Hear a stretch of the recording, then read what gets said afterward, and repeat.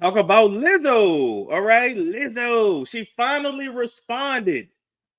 Lizzo has been getting dragged the last couple of days by these dancers, everybody online. Allegedly, her boyfriend then left her. Mike, what was his name? Michael, whatever the hell. All right, the man that was spreading them big old cheeks and putting his face in betwixt them.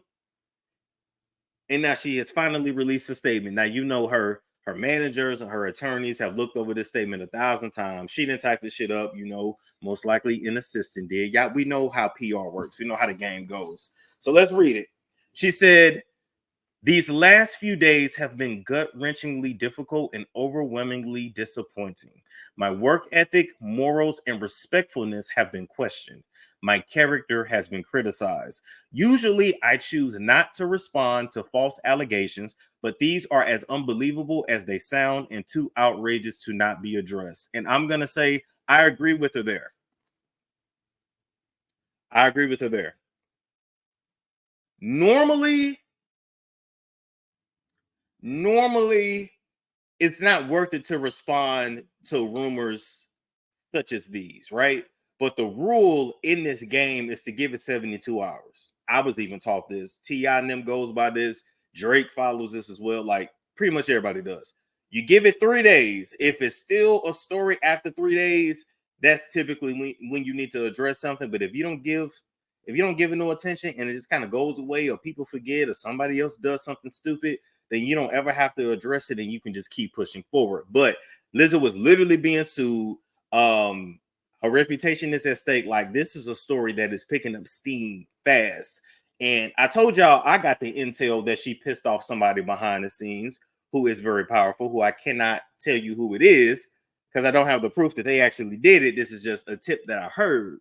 But nonetheless, Lizzo pissed somebody off, and these dancers allegedly are being paid and heavily, let's just say heavily compensated and encouraged to push this lawsuit forward against Lizzo and to also just basically kill Lizzo's reputation, like I told y'all before. So, a lot of people was trying to figure out who I was talking about.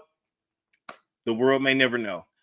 These sensationalized stories are coming from former employees who have already publicly admitted that they were told their behavior on tour was inappropriate and unprofessional.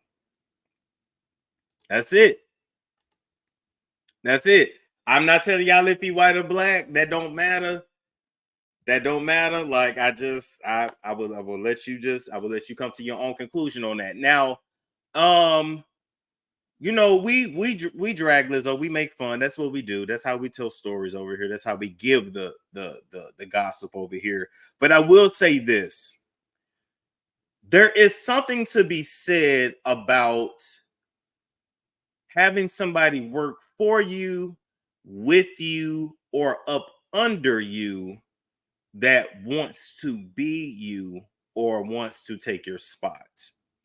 A lot of times people are cool with accepting whatever until their check run out, and then you're the worst person in the world. So I always want to be balanced. I always want to be fair and say, yeah, I can. Okay, perfect. And say, yeah, I can, laugh and make fun of Lizzo and say, damn, girl, do you want all the budget for the Oreos and this and that? But to be very serious with you, this can happen to any of us. Like, you can have anybody work for you, and then they can come back and say you mistreated them. They can misconstrue certain comments, certain conversations. It's very possible. We know and have seen many people get on camera and straight up lie. So I'm not going to act like that it's impossible that these allegations could be very much false or exaggerated. Okay? Celebrities are humans at the end of the day. Lizzo could have been coming on set and could have just been a bitch. It could have been bitchy, but that doesn't make her a bad person. That doesn't necessarily mean the work environment is hostile. They could have caught her on some bitchy days. Like, you just never know. I've had people lie on me. I'm sure y'all have had people lie on y'all and exaggerate the truth and this and the third. So we'll continue to follow the story. Allegedly, one of the dancers, and I actually learned this first by watching Armand's Instagram page, and then I saw that same video on somebody else's Instagram page that, these girls that were dancing for her, they pretty much wanted to be singers as well. And like I said, you gotta watch people who work for you, work up under you, that you pay, but that want your spot, that want to be you. It just doesn't work that way. But I think the biggest lesson that Lizzo should take from all of this, and I mean, I'm not just talking about her big ass thunder thighs. You cannot fraternize with the help. You can't hang out with your dancers. You can't take them to the strip club. You can't you have to you have to remain separate from the help.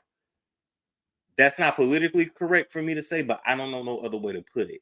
You can't be going out drinking. You can't be going out to bars. You can't be talking about sex around it. Like, you cannot get that comfortable with people that you pay.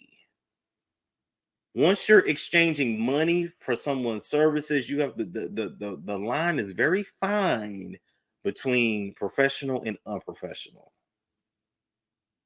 So if I was her, I would clean house. I would actually probably get rid of all the dancers. I would clean house and just start fresh and make it very clear going forward. Like, as a matter of fact, Lizzo, your dancers should not even really see you until you come into rehearsal, until it's time to be on stage. You should have somebody working under you, like I guess your creative director or the head choreographer, whatever they call those people. They should be talking to the dancers. Any messages, any notes, anything like that, they should be giving it off. You should be separate as the star and as ultimately the boss from them, because you are above them. Like, you're not on their level. You come with a certain amount of power and you have a certain platform. So anything you do is gonna be amplified. And it is what it is. So yes, keep it real Beyonce like. Yes. I've even heard that during certain rehearsals, like, the dancers are not even allowed to like look at Beyonce. Like, it's just not, it's not happening.